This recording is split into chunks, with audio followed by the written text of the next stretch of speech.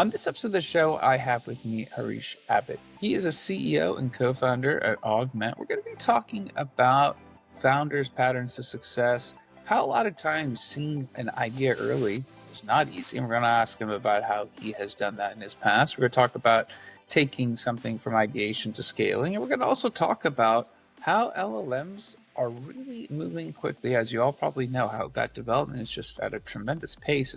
And should you keep up with them? Should you chase the next benchmark? Harish, thanks for taking the time. Thank you for having me. Absolutely. Before we start, tell everyone what Augment does. So Augment is building AI teammates for the logistics industry. These teammates look no different than a remote employee. They hang in your Slack or Teams. They have an email, a phone call. You can text them. You can assign them lots of work. They are quite good at following very detailed SOPs or workflows to get the job done. Really, the whole goal is to take the tedious out of operators' lives so they can focus on more creative problem solving, more value added work, relationships, negotiations, extenuating circumstances. And these AI teammates can be a partner to them in helping do that. Absolutely. So this episode, and obviously if somebody wants, they can go to your LinkedIn, take a look at your background. You have a fantastic background in startups, different companies. You've worked for some larger companies along the way as well. This episode, I thought would be great to kind of talk about that component of being able to be that serial entrepreneur, right? Like a lot of times I think people, when they look at an entrepreneur, they go, well, that was a great idea. And they turn it into success. And a lot of times people wonder, well, how is that? What did you do? What did you see? Why did you decide that was the moment, right? And I think sometimes people then do it 2 or 3 or 4 times. And you're like, well, they can't be lucky. They've got to be seeing something. And there's got to be something there. In this case, I guess, talking about patterns to success, and you know, you don't have to be modest. You don't have to say it was luck. When you think about a founder, and this could be a general question, you think about success.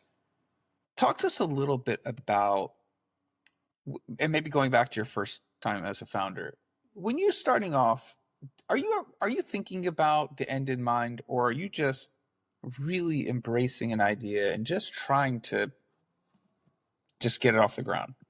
I think first, like having been an entrepreneur a few times, and I've had the opportunity to like work and interact with many other founders. I want to caveat anything I say by saying there is no one answer to anything. But I do think that the path you follow, consistency in following that path matters. And so, there's so many self-help books out there. And sometimes you like read a book and that's a really good way to organize my day. And then you read another book that was like the next month's bestseller. And it's like, oh, maybe that's the better way.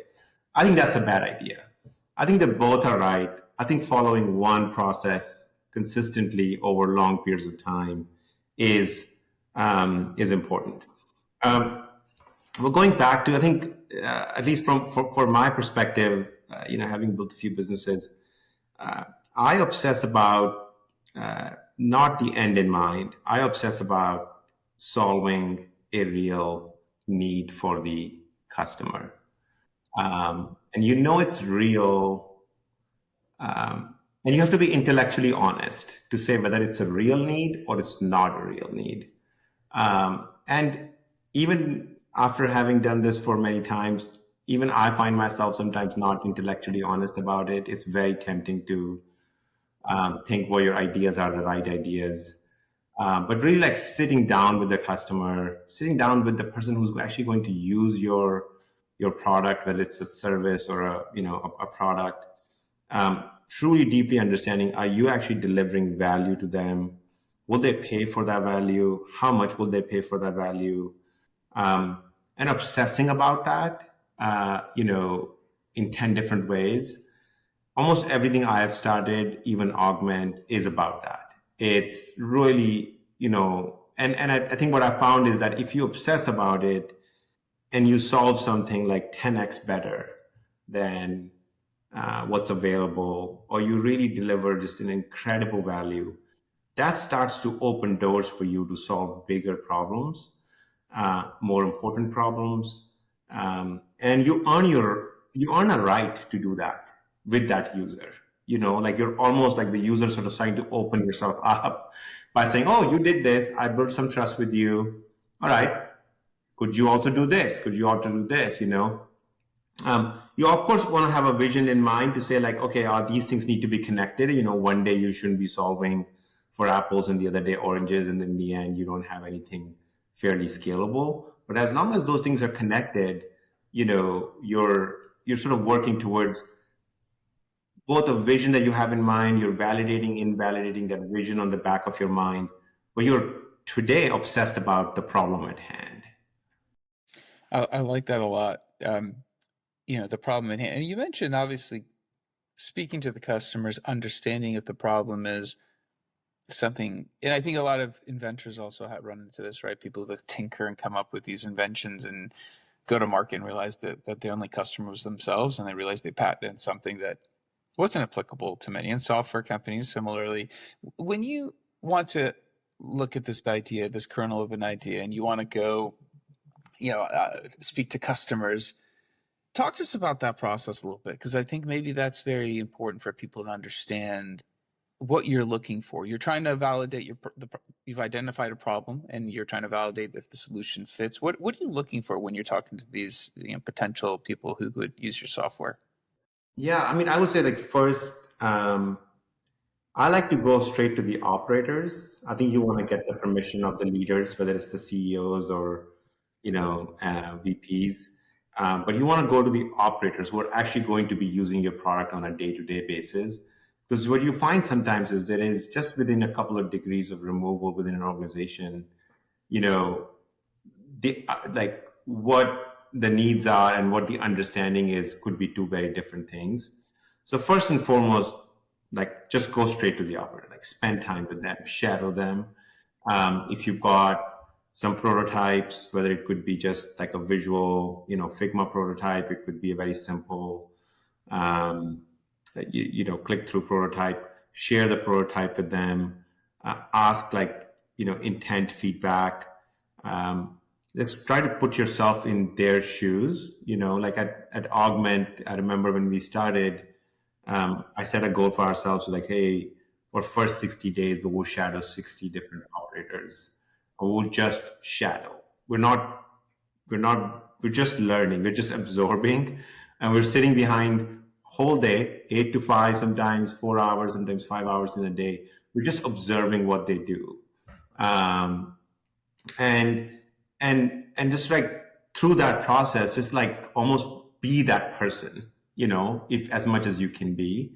That's sort of the piece that I feel like is extremely important. It sometimes feel like, oh, let's jump into the code and start writing code. And the worst thing that companies can do is like write code for the wrong problem. And I think it's, at least from my perspective, it's very important to spend time on knowing what is the right problem. And you may have a general idea when you start with, but when you start talking to operators and you are intellectually honest in that process, you're just there to learn. You have no judgment. You have no preconceived notion. You're just there to learn. Then I think you can hopefully get to the right problem. And once you've got the right problem, I think then you get, then you start sort of writing software and code for it. I think truly like differentiating a little bit between needs and wants is also important. Like I think in product management, there's this saying that,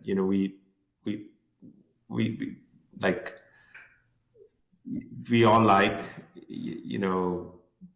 kind of our wants maybe like candies, but what we need is spinach or some vitamins or painkillers. So if you can find painkillers versus vitamins, then painkillers are great. In this process of shadowing, if you can say like, hey, what are the true painkillers? What are the true pains here? And then could my product be a painkiller? That's a really good start, because guess what? Like if you have a headache and you are, in a different city, like you would do whatever to get your next aspirin or ibuprofen or whatever you're looking for, right? And so, and you're trying to see like, okay, what is the true pain? What is the true pain? To uncover a few things for it, you have to ask questions differently to understand what is the true pain in it.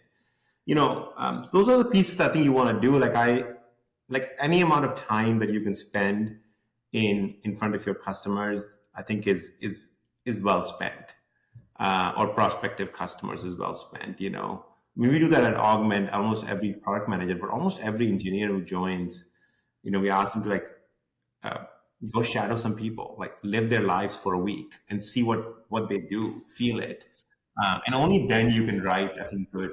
And I mean, like some people are lucky, like they felt the pain themselves, like they've been on the other side, and then that's a really good start. Uh, but even then, I would say like be intellectually honest, because you could also be that unicorn and saying, okay, I'm feeling the pain, but no one else. Like go and validate that. Go and say like, oh, are there 10, are there 100 people who are feeling the same pain that I was feeling? I love that advice. And to maybe dive in a little bit further, I think a lot of times we see companies pivot. Well-known companies have pivoted. Some don't. I mean, that's. I think it just depends on the problem. I know this is going to be a general advice, so you can't obviously pick one in instance, or maybe you can use example from your own background. But the notion of pivoting when you're trying to go, as you said, go talk to the customers, talk to the operators, make sure the problem fits. If you feel the pain yourself, even better. But that's not always the case. When is it okay? When is it appropriate to pivot? Because obviously you start out thinking I'm going to solve this problem. And the reason I ask this question is I actually heard Ed Sheeran talk about this. He mentioned that in his early days, he was 19. All his friends, were getting jobs, and he didn't have a better idea. He thought his plan A was, and his only plan was to sell music. And if he thought there was a plan B, maybe when it got just hard enough, he would have started looking at the other doors.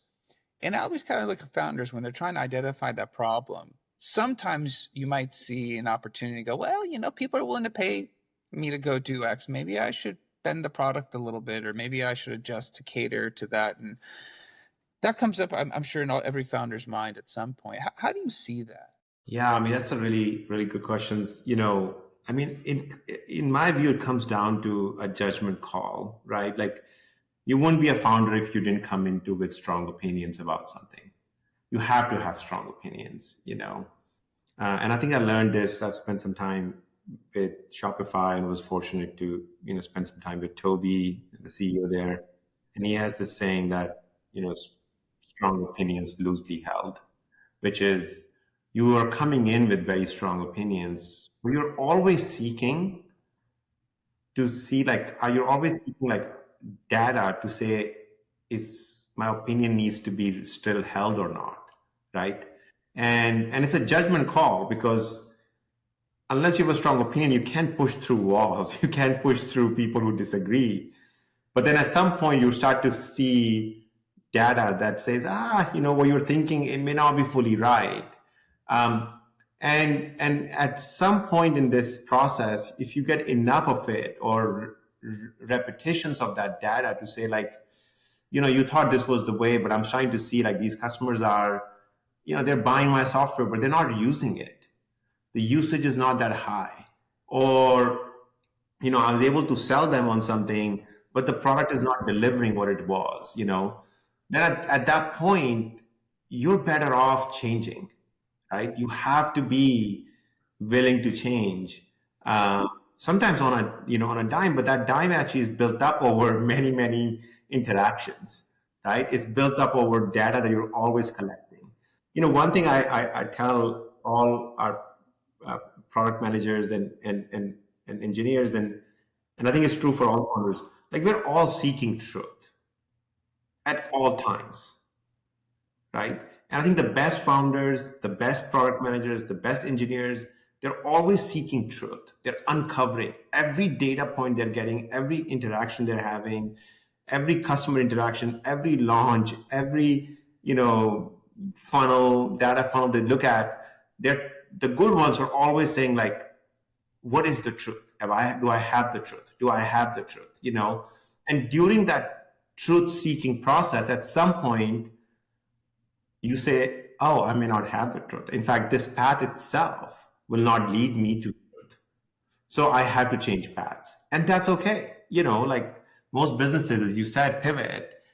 Even the most successful ones that we know today, maybe some have started in a different way than what they are today.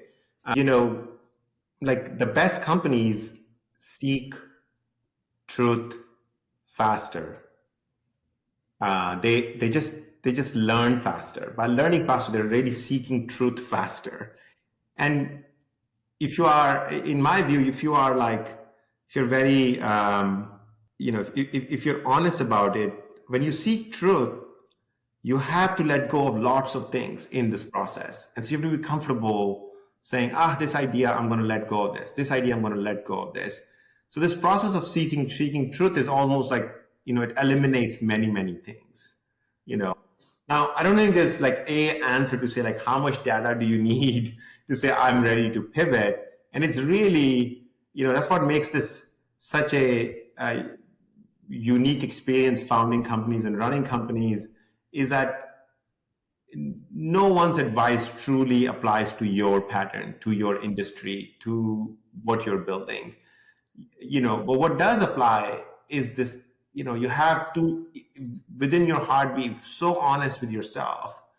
And it's almost like a mind game, right? Like on one side, that unless I'm super strong at my ideas, I won't be able to see this through. But the other side, you're saying, hey, give me data that helps me change my mind. And you're doing both at the same time. But there are some points, Amir, like if, like I find like sometimes, you can push through sales and you can hire lots of salespeople and you can sell and your top line numbers look great. And, oh, I'm selling and hitting my quarterly numbers, your board members are happy, but your underlying usage numbers from the users are not great, for instance. And then sometimes you're like, maybe this is a training problem. Hey, maybe this is a deployment problem. Um, and sometimes we end up wasting a lot of time on that because we hide ourselves against like, oh, this top line growth is phenomenal, so everything must be working. It's just that we haven't trained our users to use it. I think users are pretty smart. If they're not using something, then they're not finding it very helpful. And I think you have to take that as a pretty big grain of salt to say, okay, that's data. Maybe I need to change my product. And maybe it is training, but then let's go make training as the number one thing for the users. So I find sometimes, like I've been in that trap myself many times, which is like, oh, the numbers are great. The usage numbers are not great. Are we on the right path? Are we not on the right path? And so, I guess a follow-up question to that, and I think, yeah, obviously you've been a serial entrepreneur. You founded several companies. When you are looking and trying to understand your own vision, right? You mentioned you need the data, you want the data supported, but also you have to have the confidence internally. That confidence, being able to explain that vision early and having others buy into it, whether it's a VC, whether it's a customer, whoever, the other employees, seeing that vision early is maybe sometimes easier for the founder. And then obviously your job is to articulate that to others. Talk to us a little bit about that, because I think sometimes we do see people that see things early. They don't always sound like it makes sense to everyone else, but you're like, oh no, this is clear as day. This is going to be successful. I can see it. I know the product's coming. But that's a really useful thing, for a lot of reasons. Talk to us a little bit about that.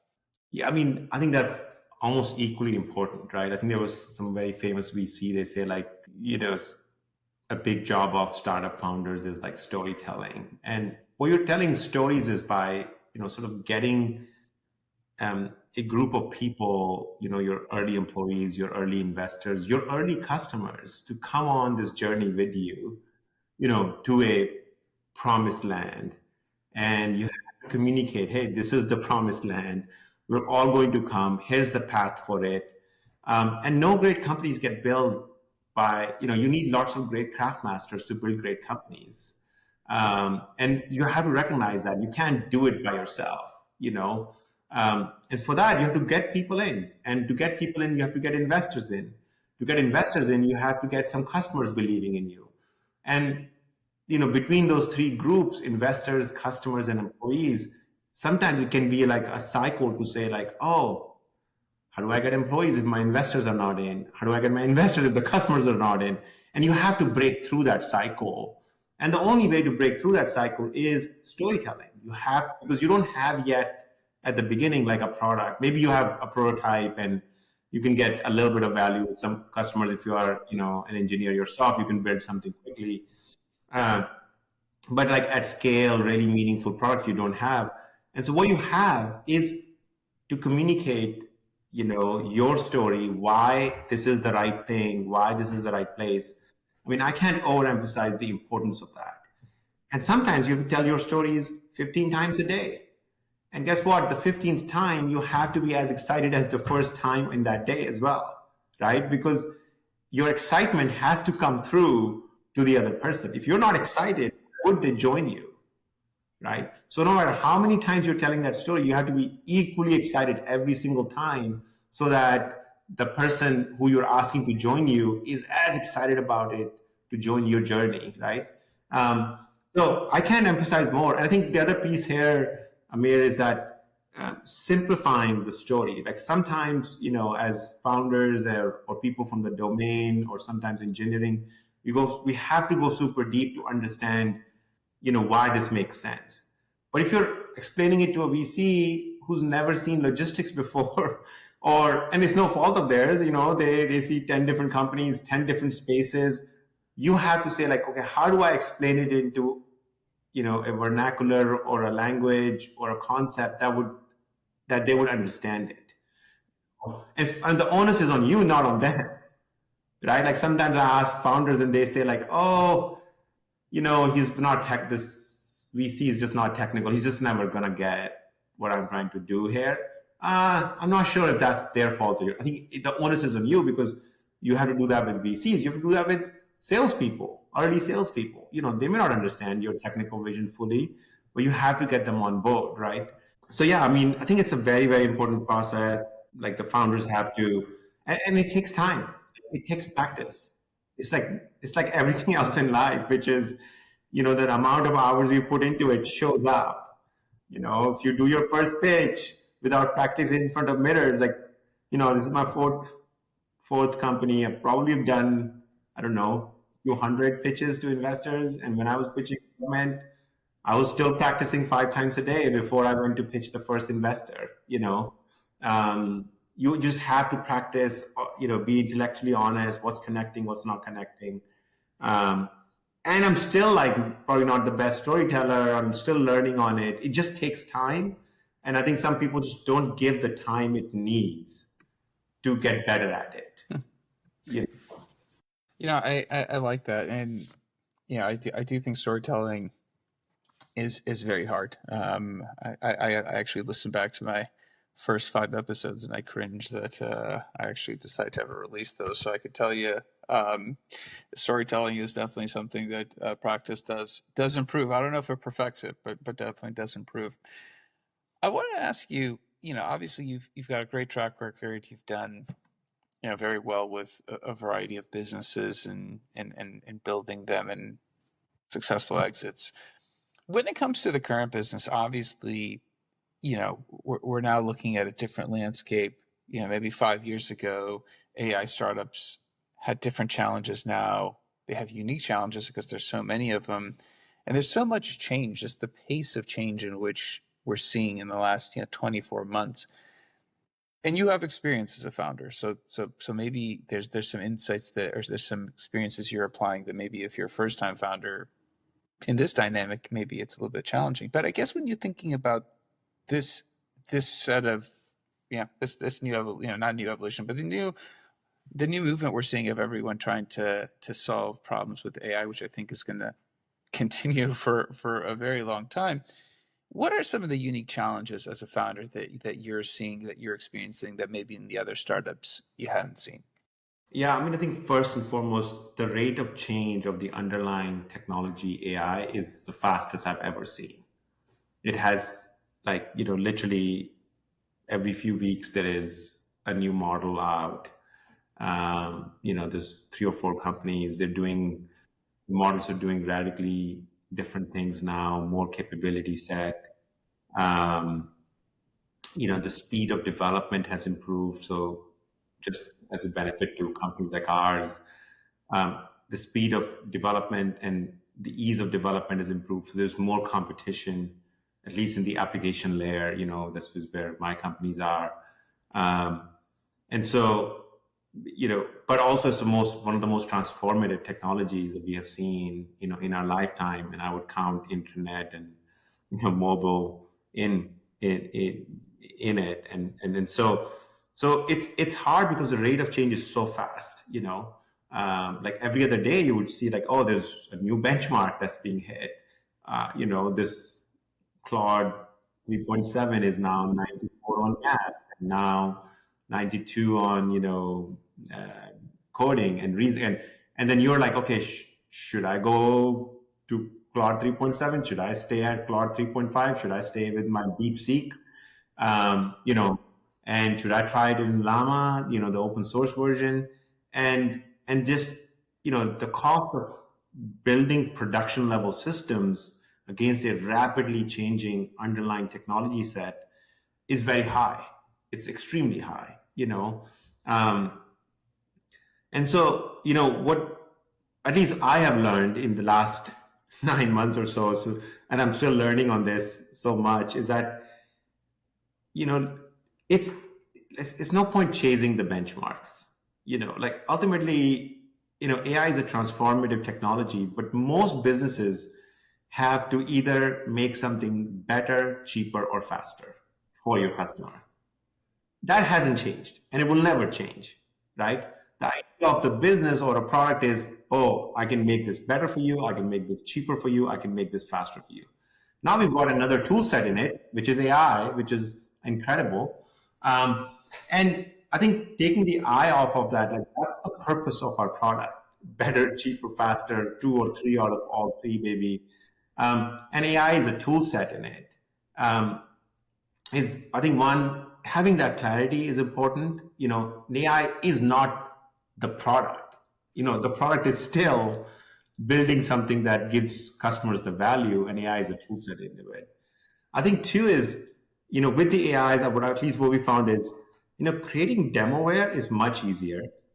And like, oh, it's demo, but creating production level systems where lives depend, or, big financial decisions depend, or, in our case, logistics, which is completely like things have to happen almost militarily, depends. There's a big gap between like creating demowares and creating production level systems. And it's very easy to get swept away with these, messages on X and saying like, hey, Claude 3.7 launched, everything is changing. I've created these demos in 24 hours, boom, boom, boom, look at that. And you look at it, oh my gosh, do I need to go and chase that now? And what I've learned is that no. I think like if the last version was doing well for you and it's stable and you have thousands of users using you have to follow a mechanism to change. Like when you change, you have to run your eval frameworks, like test everything that you have in production is going to work. Is this better for you, or is it just better for the benchmark? Right? It might be just better for the benchmark, and that's okay. It may not be better for you, right? Like you think about in the last 6 months or so, there have been so many LLMs who just say, oh, we have now outperformed the coding benchmark from the previous model. But if you look at most of the coding, AI applications like Cursor and others, I think that most of them run on Claude still because it was stable. It is, it's working for them. They're maybe tweaking it one way or the other. And so I think for your business, for your use case, you have to find what works. You have to be methodical in changing it, and and then ultimately by changing it, you have to say like, oh, is it making my either development or my product cheaper, better, or faster, right? And if it's not, it's fine. You will get to it in 6 months' time. Just don't stress too much about it. That's my point on this. I love that insight. I mean, obviously, I think that chasing LLMs right now is something a lot of founders within the space have to deal with, and chasing those benchmarks. I'm sure it keeps everyone awake as the development keeps happening, and it obviously impacts your some of the decisions and some of the choices you have to make day to day. Harish, I was going to ask you. I am sure we did not cover everything we could possibly get out of this episode. We'll probably have to have you on a second time to dive in deeper, even on some of these areas. If someone does want to ask you something, you mentioned in terms of some of your advice and insights. What's a good way of connecting with you? They can reach out to me on X. My X handle is H Abbott, or LinkedIn. Search for me, my name. Yeah. Okay, we'll definitely do that. Thanks again for coming on. Thanks for sharing with us. Thank you, Amir. It's great talking to you. Thanks, Harish. All right, that's it for this episode. I'll be back again. Different guest, different topic. But until then, two things. One, Harish walked us through, obviously, has a background as a successful founder in other ventures. He shared with us his patterns to success, how he sees a vision early, his ideation philosophies, that framework that he tries to apply. He also talked about some of the challenges he's facing now as a founder within the AI space, the fast-paced changes within LLMs, and not trying to chase those benchmarks. All that is great advice. So share this episode with somebody else who might benefit as well.